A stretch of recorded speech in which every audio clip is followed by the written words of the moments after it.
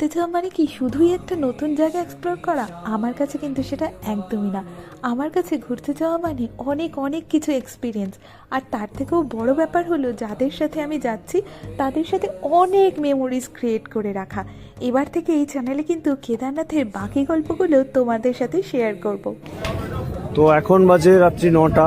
আমরা অবশেষে এতক্ষণে পৌঁছাতে পেরেছি সোনপ্রয়াগে। এখান থেকে পার্কিংয়ে আমরা গাড়ি রেখে দিয়েছি, রেখে দিয়ে আমরা সবাই হাঁটছি শেয়ার ক্যাব ধরার জন্য। আমাদের হোটেল বুক করা আছে অলরেডি গৌরীকুণ্ডে। অনেকটা লেট হয়ে গেল, দেখা যাক কতক্ষণে আমরা ফাইনাল যাত্রাটা শুরু করতে পারি আজকে।